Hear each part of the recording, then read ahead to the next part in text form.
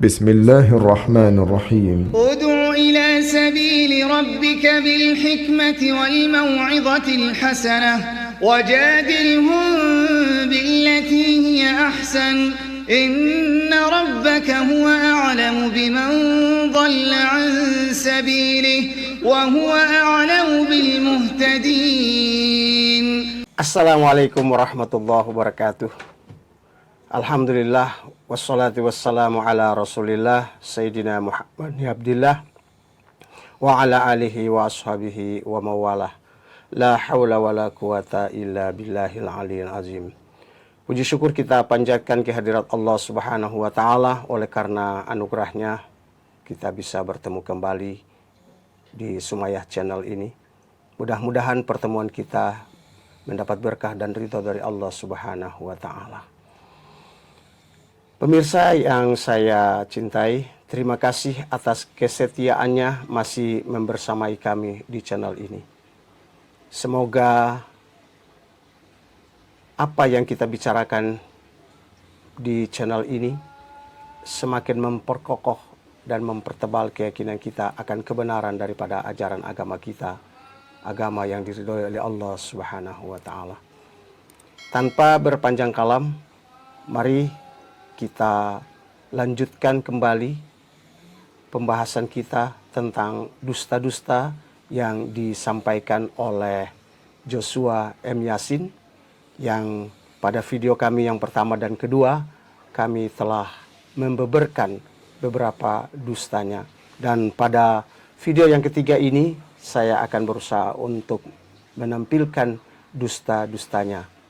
Dan semoga dengan dusta-dustanya ini saya berharap kepada para pemirsa untuk ikut menyebarluaskan agar semakin banyak orang yang tercerahkan oleh dusta yang disampaikan oleh Joshua M. Yasin ini.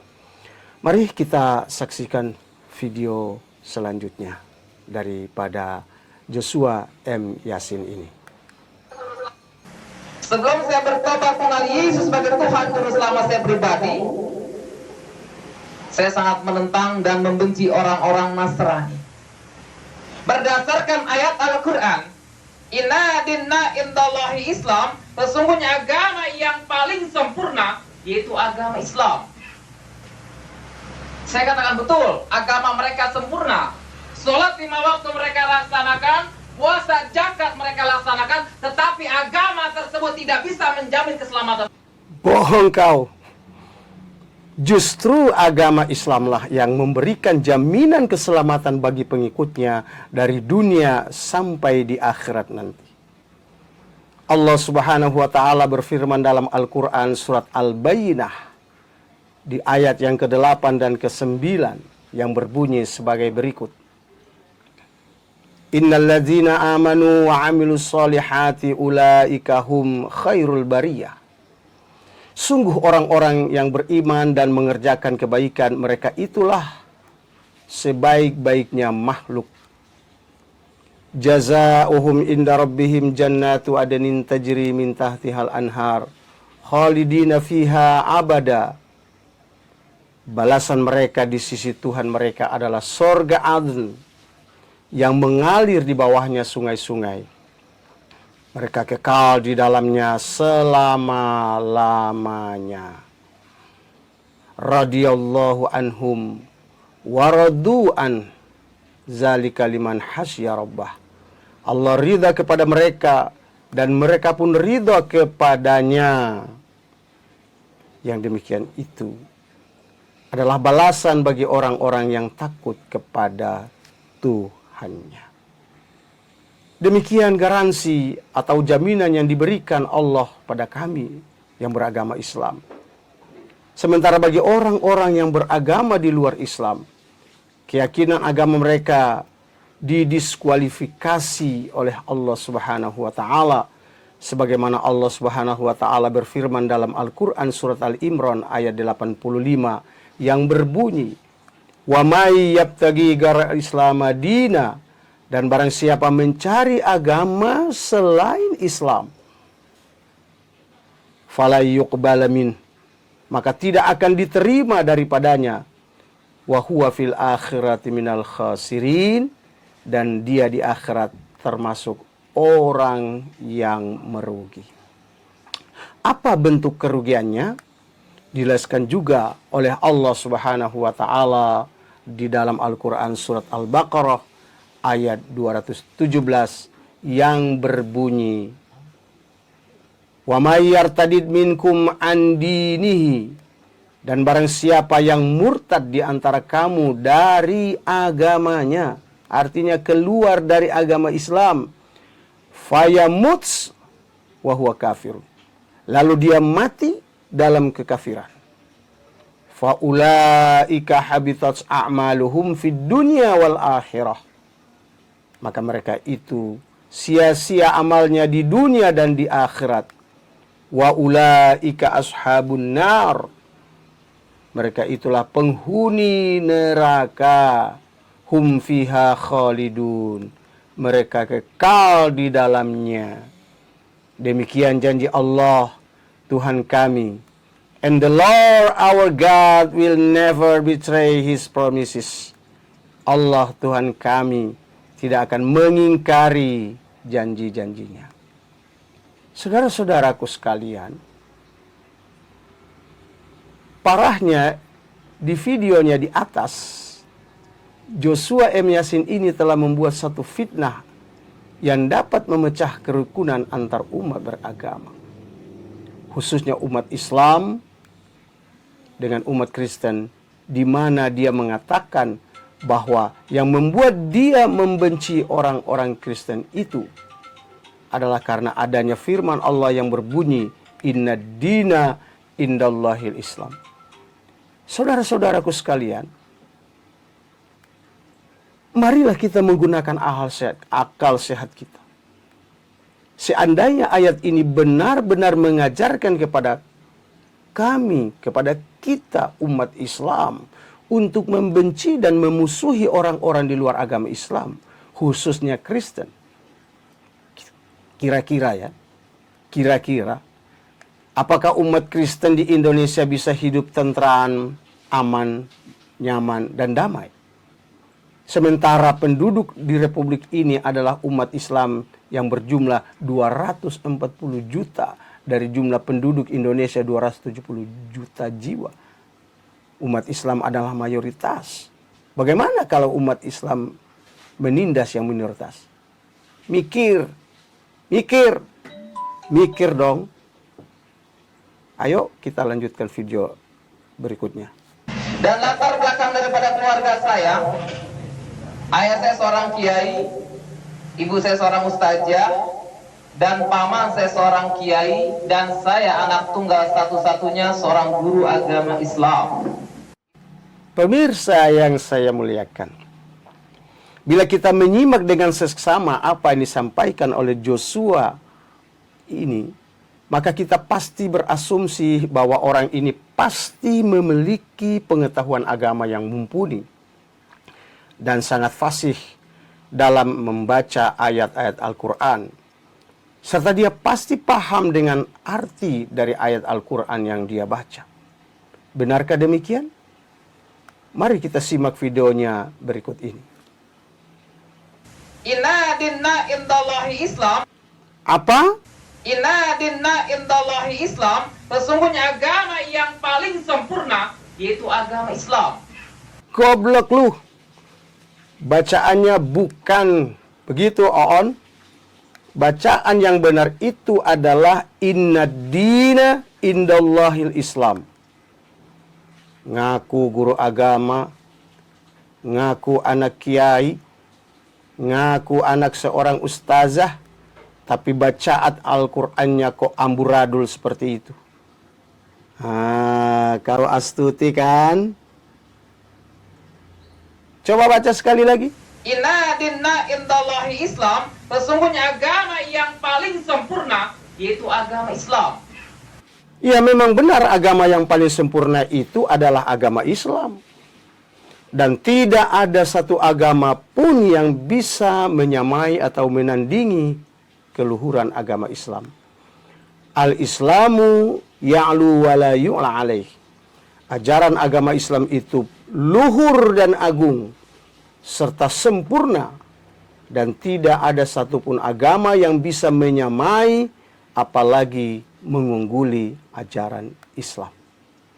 Saudaraku sekalian, kesalahan fatal yang dilakukan oleh si kidal ini adalah pertama, bacaan ayatnya yang amburadul, dan yang kedua, terjemahannya pun dia simpangkan.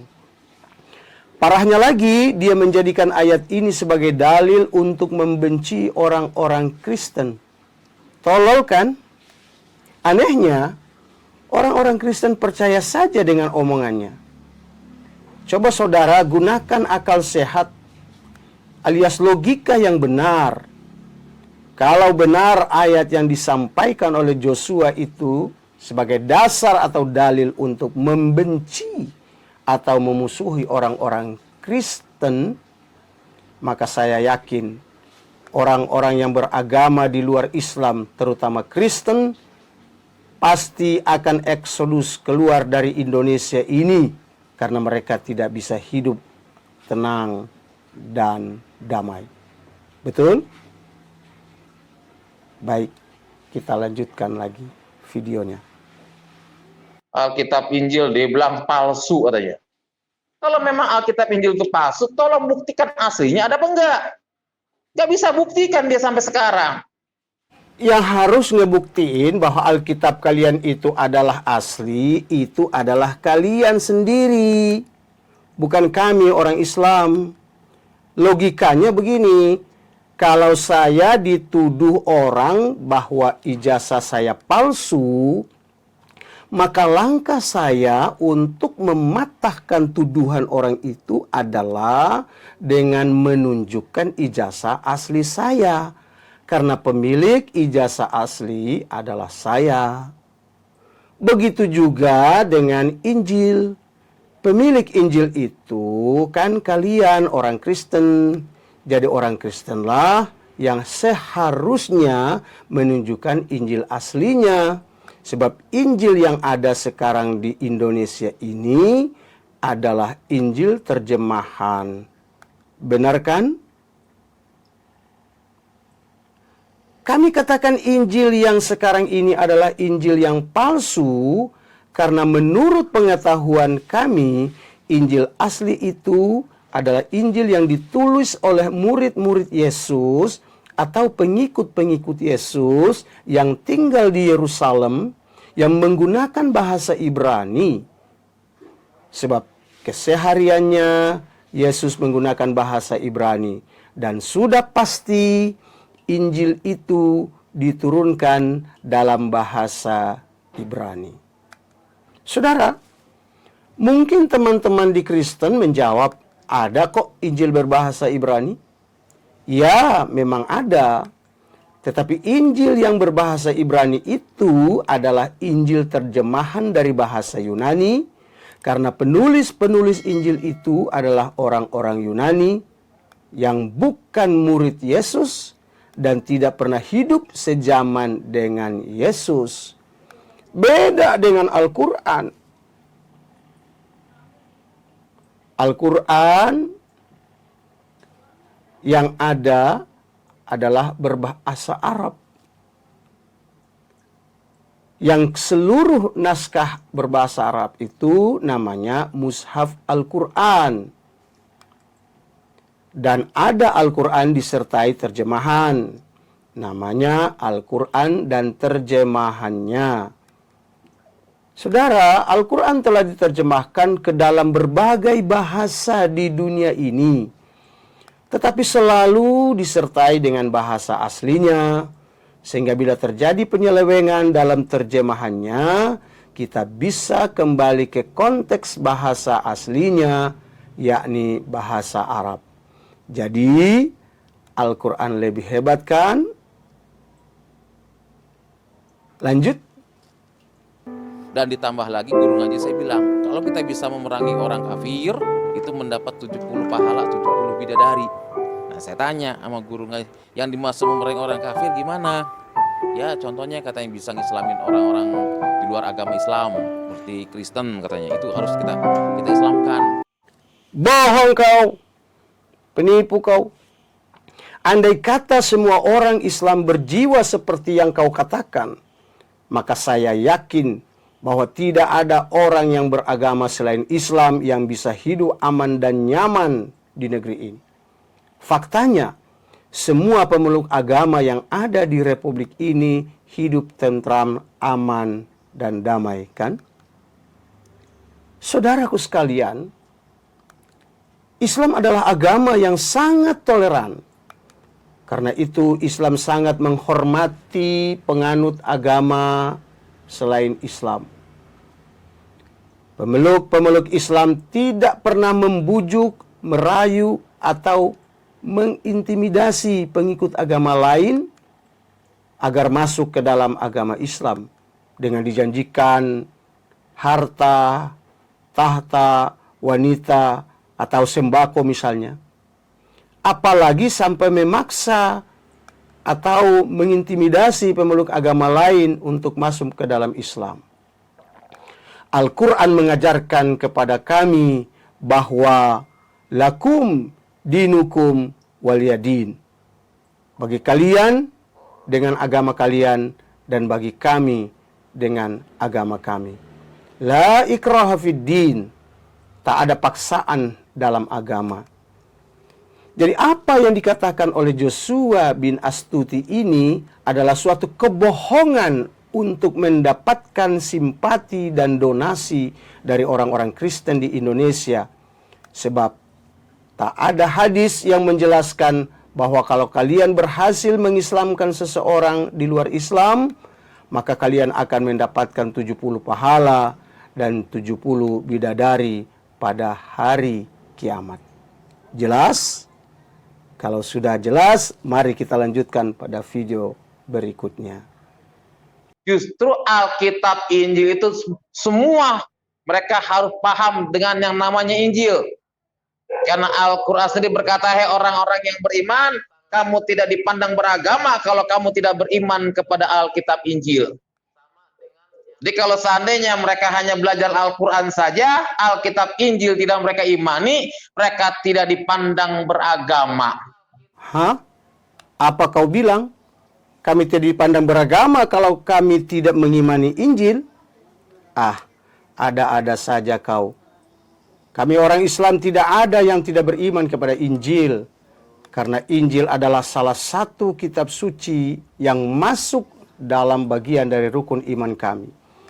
Kami percaya bahwa Allah Subhanahu wa Ta'ala pernah memberikan Injil kepada Nabi Isa alaihissalam, sebagaimana Allah pernah memberikan Zabur kepada Daud alaihissalam. Kami percaya bahwa Allah Subhanahu wa Ta'ala pernah memberikan Taurat kepada Nabi Musa alaihissalam, sebagaimana kami yakin dengan seyakin-yakinnya akan Al-Quran yang Allah berikan kepada Nabi kami, Nabi Muhammad sallallahu alaihi wasallam. Masalahnya kenapa kami tidak mau mengamalkan Injil yang dipegang oleh orang Kristen yang sekarang? Karena kami meragukan keaslian Injil yang ada di tangan orang Kristen sekarang ini. Kami yakin dan percaya bahwa Injil yang asli itu seharusnya berbahasa Ibrani. Karena Allah menyampaikan firman-Nya yang dibawa oleh malaikat Jibril untuk disampaikan kepada Nabi Isa alaihissalam adalah dengan menggunakan bahasa Ibrani. Sebab Nabi Isa alaihissalam berbahasa Ibrani. Kalian mungkin akan berkata bahwa ada kok Injil yang berbahasa Ibrani. Benar, ada Injil yang berbahasa Ibrani. Tetapi Injil yang berbahasa Ibrani itu adalah terjemahan dari Injil berbahasa Yunani. Karena Injil yang pertama atau yang mula-mula itu ditulis dalam bahasa Yunani.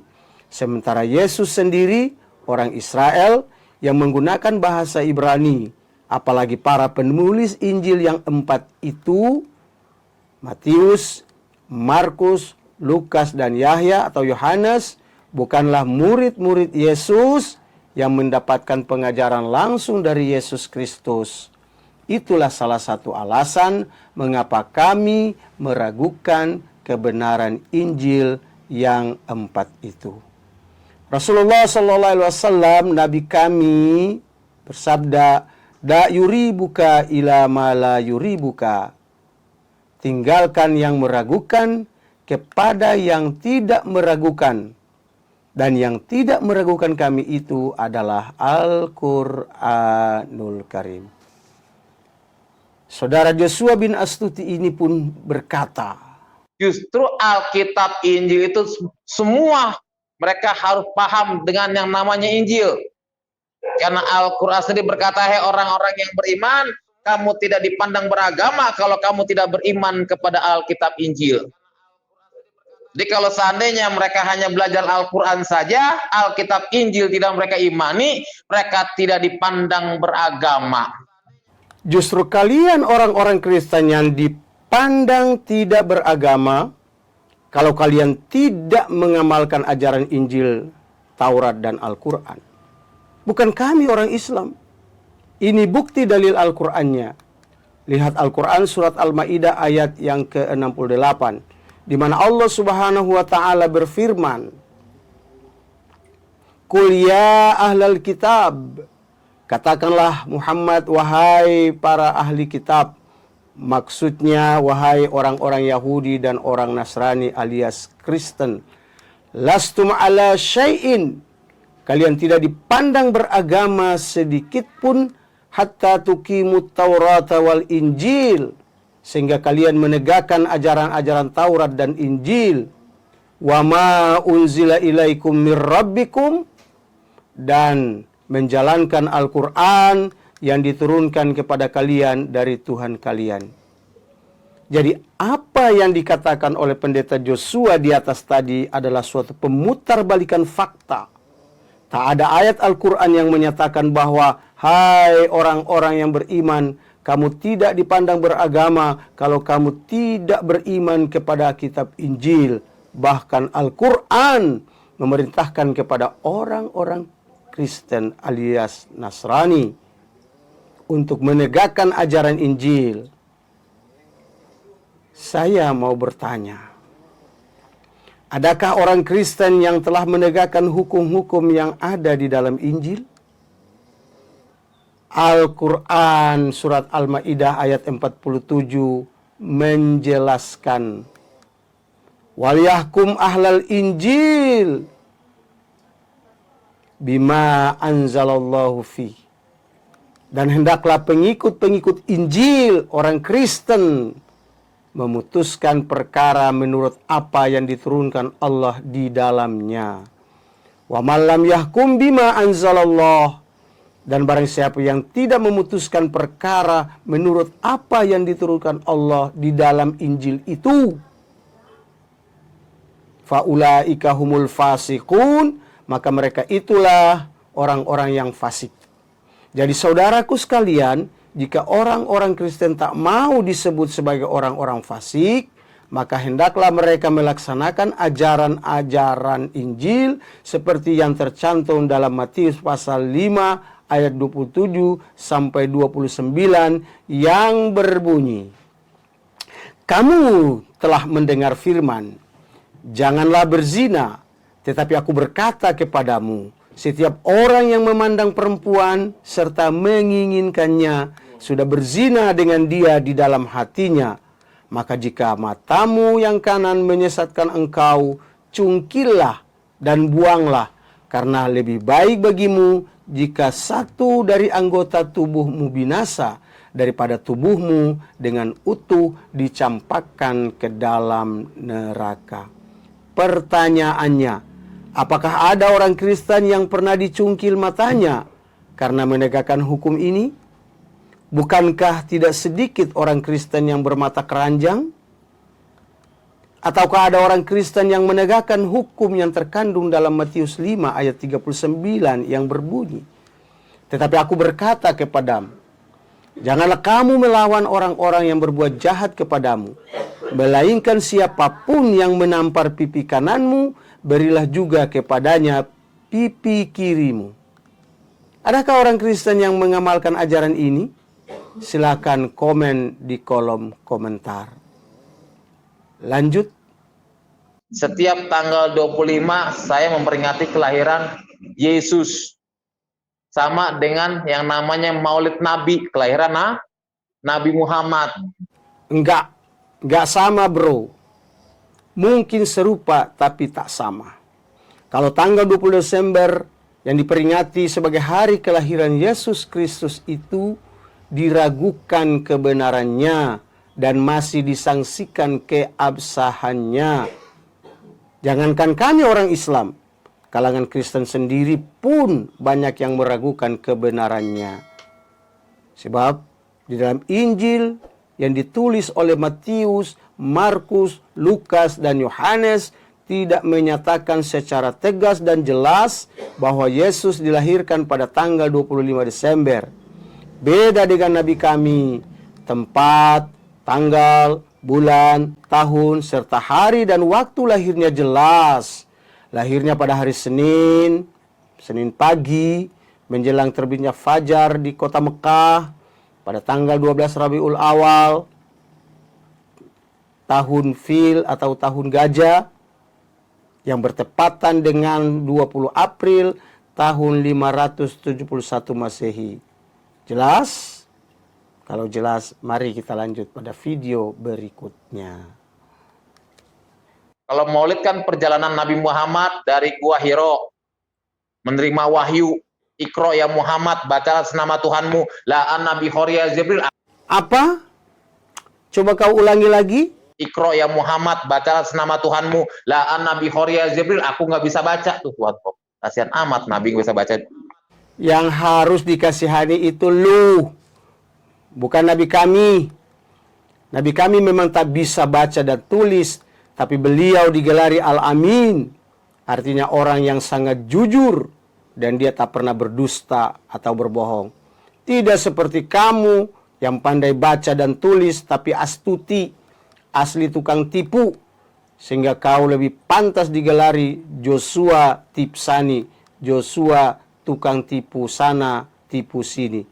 Kau tipu jemaat-jemaat di gereja dengan dusta-dustamu, sehingga mereka mengagumimu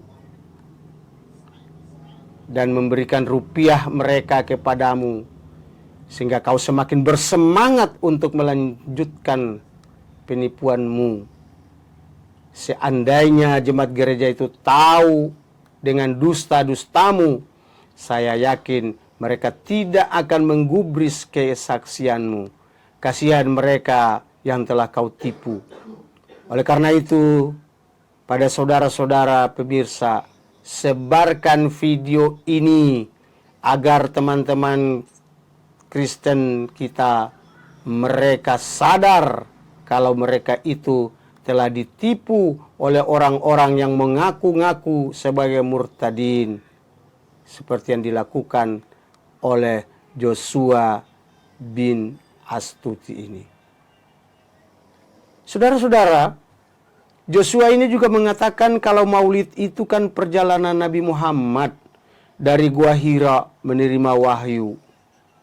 Ini membuktikan bahwa orang ini tak paham tentang sejarah Nabi atau sirah nabawiyah. Bodoh tapi sok pintar. Maulid itu bukan perjalanan Nabi dari Gua Hira untuk menerima wahyu. Maulid itu artinya hari kelahiran Nabi, khususnya Nabi Muhammad SAW. Sedangkan Gua Hira itu adalah tempat di mana Nabi Muhammad SAW menerima wahyu yang pertama yang disampaikan oleh malaikat Jibril kepadanya.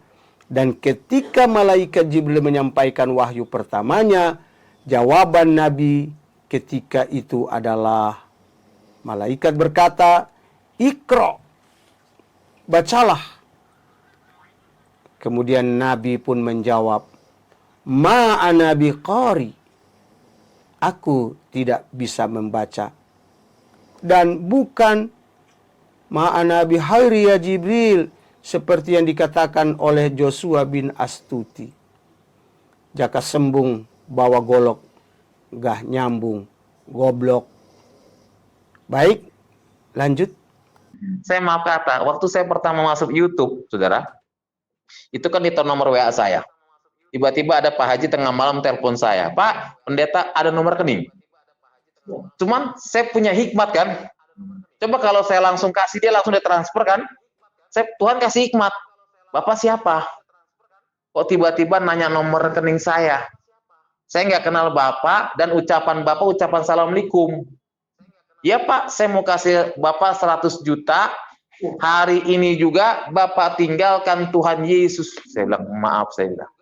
Kurang, saya bilang. Berapa Pak? Ya kurang, saya bilang. Saya bilang, saya tidak akan gadaikan Yesus saya dengan harga 100 juta. Terus berapa Pak maunya Pak? Saya bilang, saya lebih baik hidup susah bersama dengan Tuhan Yesus. Amin. Kenapa? Sudah ada jaminan keselamatan yang kekal. Kau bermimpi, Joshua. Yesus itu diutus hanya untuk menyelamatkan orang Israel saja, bukan untuk orang di luar Israel. Coba kau lihat di Kisah Para Rasul pasal 13 ayat yang ke-23. Di sana dikatakan, dan dari keturunannya lah, sesuai dengan yang dijanjikannya, Allah telah membangkitkan juru selamat bagi orang Israel. Sekali lagi, bagi orang Israel, yaitu Yesus. Jadi yang diselamatkan oleh Yesus itu adalah orang Israel saja. Kalau masih kurang yakin, mari kita baca juga di dalam Matius 2 ayat yang ke-6. Dan kau Betlehem, tanah Yehuda, engkau sekali-kali bukanlah yang terkecil di antara mereka yang memerintah Yehuda. Karena daripadamulah akan bangkit seorang pemimpin yang akan mengembalakan umatku Israel. Itulah sebabnya Yesus dianggap sebagai pengembala yang mengembalakan domba-domba untuk bangsa Israel. Domba yang digembalakan yaitu orang Israel yang tersesat dari jalan Taurat. Masih kurang yakin juga. Silakan baca dari Injil Matius pasal 15 ayat yang ke-24. And he answered, I was sent only to the lost sheep of the people or of the house of Israel. Aku diutus hanya untuk domba-domba yang hilang dari umat Israel. Jadi berdasarkan nats-nats yang telah kusebutkan di atas tadi, jelas menegaskan bahwa Yesus Kristus diutus hanya untuk orang Israel, bukan untuk orang di luar bangsa Israel, bukan untuk orang Jawa, orang Padang, orang Eropa, orang Amerika, orang Afrika, termasuk bukan untuk orang Indonesia. Jelas? Saudara-saudaraku sekalian, selanjutnya si Joshua ini mengatakan bahwa ada seorang Pak Haji yang akan mentransfer uang sebesar 100 juta asal dia mau kembali ke Islam.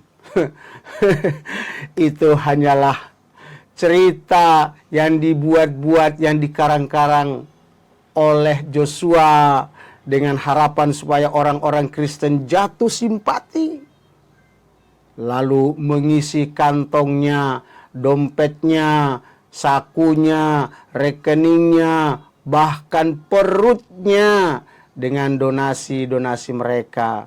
Dan bohong kau kalau ada Pak Haji menawarkan uang 100 juta kepadanya dengan syarat dia kembali kepada Islam. Emangnya lu siapa? Huh? Orang Islam gak butuh orang sepertimu. Karena Islam lebih berharga. Iman dan takwa lebih mahal daripada mutiara dan intan permata. Akidah lebih berharga dari segala-galanya. Oke? Kita lanjut kepada video selanjutnya. Tapi tujuan saya satu, mengislamkan itu pendeta. Saya dari mulai pertama ikut, minggu ikut, terus saya hanya satu tuh, mengislamkan itu pendeta, termasuk pendeta dari Yana yang di Depok. Itu wilayah Depok itu banyak pendeta yang saya islamkan.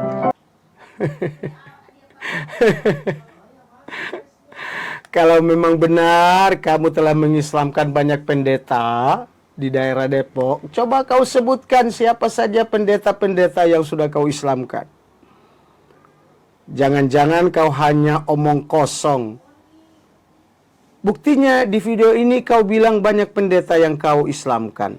Tapi di video lain kau bilang kau tidak dapat mengislamkan para pendeta. Kau bohong kan?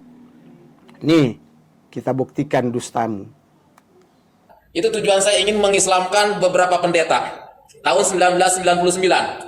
Tidak berhasil saya islamin pendeta, apa yang saya lakukan? Pembakaran gereja. Nah, kau ketahuan kan bohong? Kau bilang katanya banyak pendeta yang kau islamkan. Kemudian di video berikutnya kau bilang tidak ada pendeta yang kau islamkan. Mana yang benar? Bohong lagi, bohong lagi. Sudah itu celakanya. Dia mengatakan bahwa karena banyak pendeta yang tidak mau masuk, akhirnya dia membakar gereja. Goblok kau. Konyol kan? Islam tidak pernah mengajarkan kepada umatnya untuk mengajak orang lain supaya masuk Islam dengan cara paksa. Kalau mereka tidak mau masuk Islam, gereja dibakar, tempat ibadah dibakar. Ajaran dari siapa itu? Ya, saudara-saudaraku sekalian, saudara-saudaraku sekalian, sekali lagi kami tegaskan bahwa umat Islam tidak pernah memaksa, membujuk atau merayu orang di luar Islam untuk masuk Islam dengan cara-cara yang licik dan biadab seperti yang dilakukan oleh orang-orang yang mengaku-ngaku murtadin seperti Joshua ini. Jelas? Ayo kita lanjutkan lagi videonya. Tuhannya orang ketiga? Oh tidak, satu. Lam yalid walam yulad walam yakul lahu kufuwan ahad. Tidak diperanakan dan tidak beranak siapa? Surat 19 Maryam ayat 19. Ya. Sudah baca. Ya, tidak diperanakan dan tidak diperanakan siapa? Yesus. Bahkan di Alkitab juga ada Natal, di Al-Quran juga ada Natal. Pembohong kau. Ngakunya guru ngaji, tapi bacaan Al-Qur'annya kok berantakan kayak begitu. Pemirsa, saya yakin orang ini nggak bisa ngaji, penipu. Setidaknya ada 4 kesalahan yang dilakukan oleh Joshua si botak ini. Pertama, bacaan surat Al-Ikhlas ayat 4-nya berantakan. Kedua, surat Al-Ikhlas ayat 4-nya dibilang surat Maryam ayat ke-19, surat ke-19.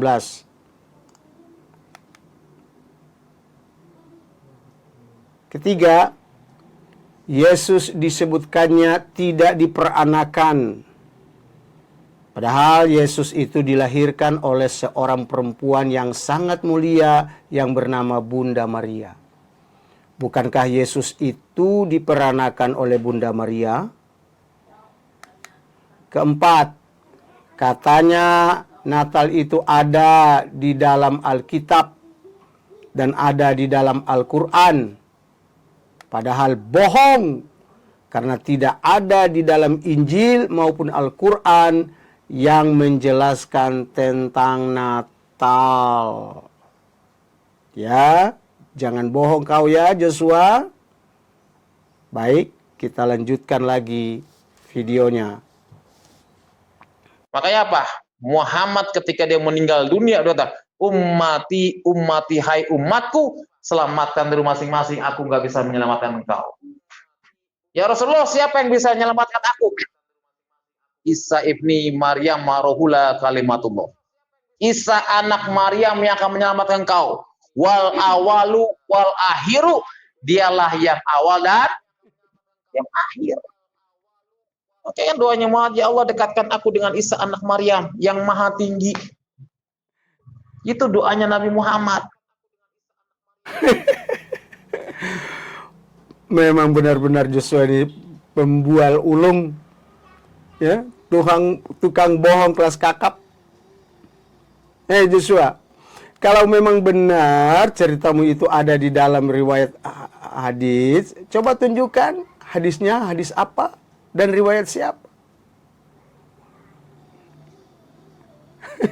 Saya yakin sampai rambut di kepalamu rontok semua, sehingga gundul kepalamu, kagak bakal dapat hadis seperti yang kau ceritakan tadi. Dasar pembual. Katanya Nabi Muhammad berdoa ya kepada Nabi Isa alaihissalam. Prat! Kang bohong lu. Lanjut videonya. Jadi yang dikatakan jihad fisabilillah diajarkan oleh guru ngaji saya supaya saya memerangi orang-orang kafir. Bagaimana mungkin orang-orang Islam percaya bahwa kau itu lulusan pesantren, anak kiai, anak ustazah? Kalau melafazkan kalimat jihad fisabilillah saja salah, kau bilang jihad fisabilillah, blow on kau. Ayo kita lanjut pada video berikutnya. Pada saat itu saudara, tujuan saya hanya satu, mengislamkan pendeta, mengislamkan anak-anak Tuhan. Allah tanta Yahudi wala Nasara wala Yuda. Allah tanta Yahudi wala Nasara wala Yahuda. Ala tattahidu wala Yahuda wala gundulmu butak. Saudara, kira-kira pemirsa bisa menebak nggak surat apa yang mau dibaca sama si botak ini? Ya, tepat. Surat yang mau dibaca itu surat Al-Baqarah ayat 120 yang berbunyi walan tardha ankal yahudu walan nasara hatta tattabi'a millatahum. Tapi rupanya memang dia kagak bisa baca, maka begitu bacaannya. Pemirsa, rupanya demi rupiah dan popularitas, seseorang terkadang rela melakukan penipuan dan pembohongan publik seperti yang dilakukan oleh pendeta Joshua ini. Kasihan orang-orang Kristen yang tidak paham. Kasihan dengan orang-orang Kristen yang awam. Semakin jauh mereka disesatkan oleh orang-orang, oleh penyesat-penyesat seperti Joshua bin Astuti ini. Baik, kita lanjutkan lagi videonya. Dan saya pelihara jenggot, satu jenggot itu satu jenggot satu malaikat. Oh. Sunnah itu jenggot itu. Ya memang Nabi kami menyuruh kami untuk memelihara jenggot dan merapikan kumis. Ya. Karena itu merupakan sunnah Rasul, sunnah para nabi. Tetapi mengatakan satu helai jenggot itu setara dengan satu orang malaikat, atau satu jenggot satu malaikat, itu adalah satu dusta. Pembual, goblok lu. Baik, kita lanjutkan lagi pada videonya, dan sepertinya ini adalah video yang terakhir, saudara. Ya, sebelum kami tampilkan, jangan lupa like, komen, ya, subscribe agar memberi semangat kepada kami sehingga kami bisa memunculkan lagi, ya, video-video konyol dari murtadin-murtadin yang menyesatkan saudara-saudara kita dari umat Kristen. Mari kita lanjutkan video terakhir dari Joshua ini. Dari dulu sampai sekarang puji Tuhan dakwah terus. Ya. Saya pelayanan penginjilan saya ke daerah pondok-pondok, saya masuk ke masjid, itu tugas saya. Kenapa? Karena firman Tuhan mengatakan, sampaikanlah firmanku kepada apa? Bangsa-bangsa, jadikan semua muridku. Nah, baru ketahuan kartumu. Siapa kau sesungguhnya? Joshua M. Yasin. Ya, kau itu bukan murtadin, tapi kau itu adalah seorang misionaris yang ditugaskan ke daerah Citayam, Depok dan sekitarnya. Ya, karena di sana banyak pondok-pondok pesantren dan saudara menyamar atau nyaru dengan nama Muhammad Yasin. Karena dengan menggunakan nama yang islami seperti itu, kau akan tidak mengalami kesulitan dalam berinteraksi dengan masyarakat yang beragama Islam.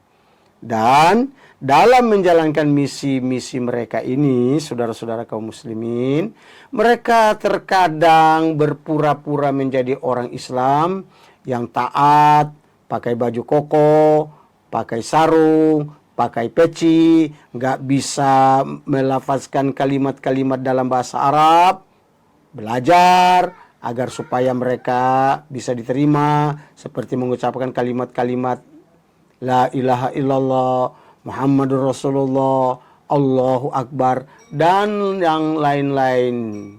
Ya, bahkan terkadang mereka rela masuk ke masjid-masjid, ya, dan ikut-ikutan sholat, belajar ngaji, dan seterusnya, seperti yang dilakukan oleh pendeta Joshua ini. Ya. Nah, saudara-saudaraku sekalian, dengan demikian maka sebagai seorang muslim kita kembali untuk mengingat ayat-ayat Al-Qur'anul Karim yang banyak sekali Allah ingatkan agar kita tetap memelihara iman Islam kita sampai kita menghembuskan nafas yang terakhir, sebagaimana peringatan Allah dalam Al-Qur'anul Karim surat Al-Imran ayat 102, Ya ayyuhalladzina amanu taqullaha haqqa tuqatih wa la tamutunna illa wa antum muslimun. Wahai orang-orang yang beriman, bertakwalah kalian kepada Allah dengan sebenar-benarnya takwa, dan janganlah kalian mati kecuali dalam keadaan beragama Islam. Wa may yabtaghi ghairal Islam madina fala yuqbala min wa huwa fil akhirati minal khasirin.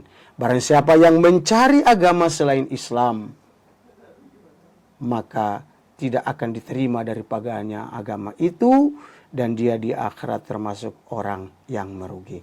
Terima kasih atas segala atensinya. Terima kasih telah membersamai kami.